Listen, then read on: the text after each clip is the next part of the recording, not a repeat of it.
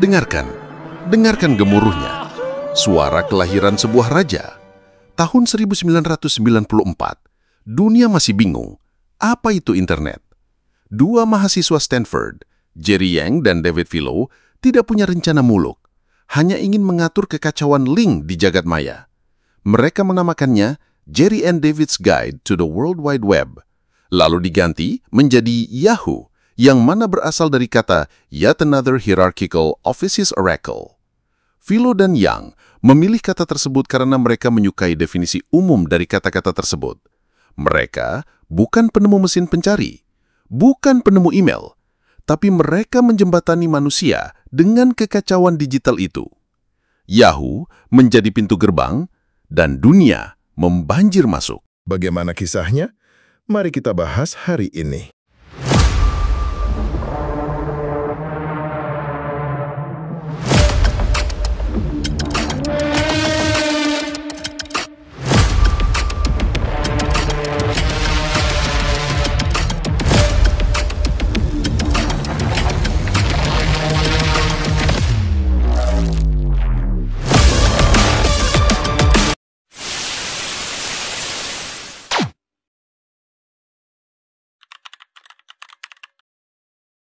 Lihatlah puncak kejayaan. 1996 IPO. Saham meledak 154% hari pertama. Ini bukan sekadar perusahaan, ini adalah fenomena kultur. Logo ungu cerah itu ada di mana-mana. Do you Yahoo? Bukan sekadar slogan, itu adalah tanda pengenal generasi digital baru. Mereka membuka jalan. Email gratis untuk semua, Yahoo Mail. Obrolan real-time dengan siapa saja di planet, Yahoo Messenger. Berita, olahraga, finansial, belanja, travel, personals, semua ada di sini. Yahoo adalah internet itu sendiri. Pasar saham gila-gilaan, Yahoo adalah bintang terang. Puncaknya, Januari 2000. Kapitalisasi pasar 125 miliar dolar, lebih besar dari Disney, Coca-Cola, atau General Motors. Google, sang CEO, adalah maharaja era .com. Mereka menganggap diri mereka tak terkalahkan. Tapi, di balik kemilau emas itu, retakan mulai menganga.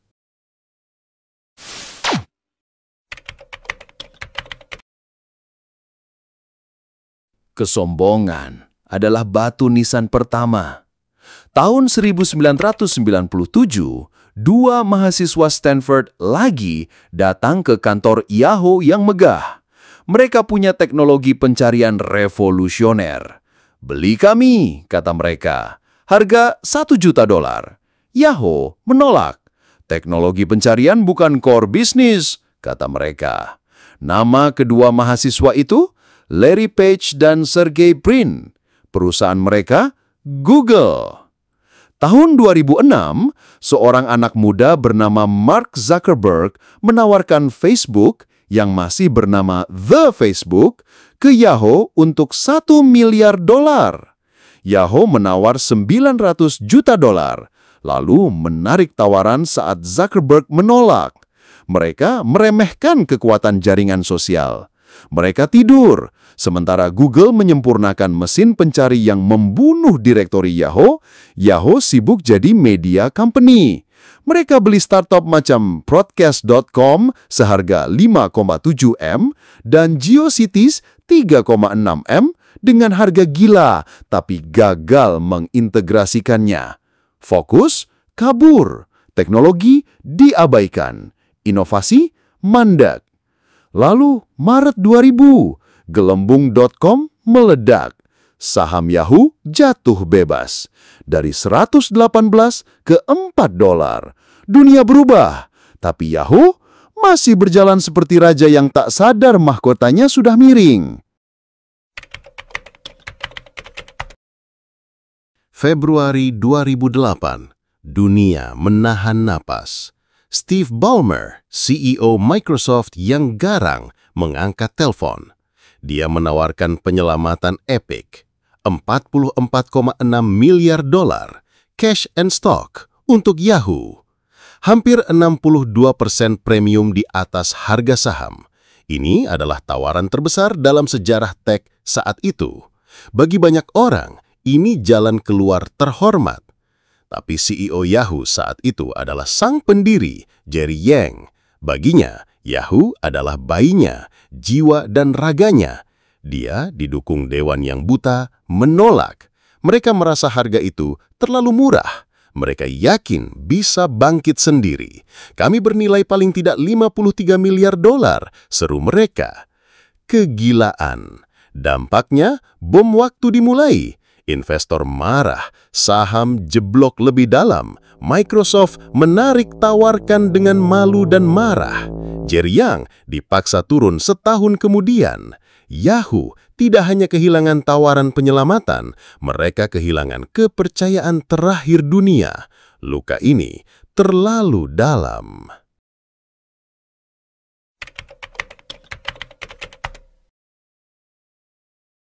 Setelah Yang, datanglah parade penyelamat. Terry Semel, mantan bos Warner Bros., terlalu tua, terlalu Hollywood, gagal paham internet. Carol Bartz, si wanita besi, blak-blakan, memotong biaya, tapi terlalu kasar, dipecat lewat email. Scott Thompson, karnaval memalukan karena kebohongan di CV-nya. Kemudian, Juli 2012, sorak-sorai, Yahoo mendapat Dewi Penyelamat, Marissa Mayer, bintang Google, wanita muda, cerdas, penuh gaya. Dia diagungkan, saham melonjak, dunia berharap. Dia gebrak meja, beli Tumblr 1,1 M, wajah baru Yahoo Mail dan homepage, kantor mewah, jam kerja ketat, larangan kerja remote, style over substance. Fokus Mayer terpencar. Dia mencoba jadi Google, pencarian, Facebook, media sosial, Tumblr, sekaligus Yahoo lama, konten media. Hasilnya apa? Kebingungan. Pendapatan iklan inti tergerus Google dan FB. Tumblr jadi beban. Moral karyawan jeblok. Dia menghabiskan 7M untuk pesta bayi mewah saat PHK massal terjadi. Simbol ketimpangan yang menyakitkan. Harapan pudar menjadi kepahitan.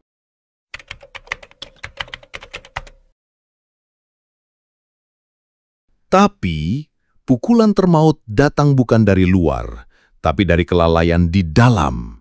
Dua peretasan monster. Pertama, 2013. Setiap akun Yahoo di bumi, 3 miliar akun dijarah. Nama, email, nomor telepon, tanggal lahir, password lemah, bahkan pertanyaan keamanan, semua terbongkar. Tapi Yahoo diam, tidak memberitahu pemakai selama 3 tahun.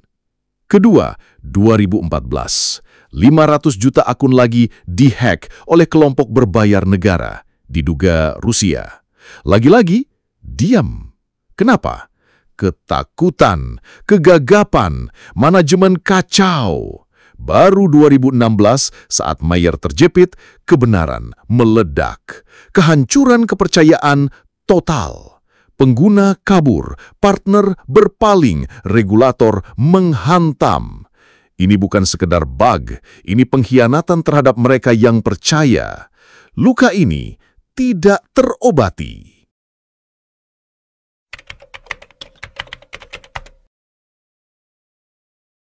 Setelah semua drama, kegagalan, skandal, hanya satu jalan tersisa, menjual diri.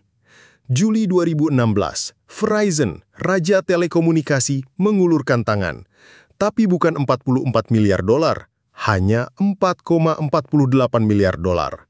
Harga jual diri yang menghinakan untuk apa yang pernah jadi raja 125 miliar dolar. Bahkan Asia terbaik Yahoo, saham Alibaba dan Yahoo Jepang dipisahkan jadi entitas bernama Altaba yang dijuluki situs kuburan internet. Ironi pahit. Mayer pun pergi dengan paket pesangon 260 juta dolar. Penghinaan terakhir bagi karyawan dan pemakai yang menderita. Nama Yahoo kini hanya menjadi merek kecil di bawah payung Verizon Media. Kini dilipat jadi Apollo. Redup, tanpa pengaruh, kantor megah itu sepi.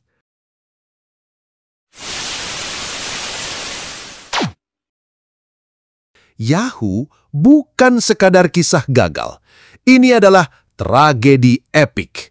Monumen peringatan bagi setiap raksasa teknologi. Tidak ada yang terlalu besar untuk gagal. Tidak ada mahkota yang abadi.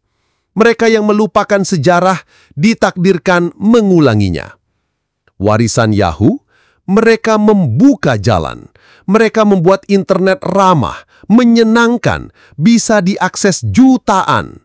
Mereka adalah pemimpin yang kita butuhkan di awal perjalanan. Tapi dunia berubah lebih cepat dari yang mereka sangka atau mau akui. Lihatlah raksasa hari ini. Google, Meta, Amazon, Apple, Netflix. Mereka semua belajar dari kejatuhan sang raja pertama. Apakah mereka akan mengulangi kesalahan yang sama? Kesombongan, kelambanan, kehilangan fokus, pengkhianatan kepercayaan. Cerita Yahoo adalah cerita kita tentang inovasi, ambisi, kesombongan, ketakutan, kegagalan, dan kehancuran yang menggetarkan. Sebuah pengingat abadi di dunia yang berubah secepat kilat, hanya yang lincah, fokus, rendah hati, dan setia pada pengguna yang akan bertahan. Jadi, perusahaan mana yang akan menjadi Yahoo berikutnya? Bagaimana menurut kalian? Diskusi di kolom komentar ya.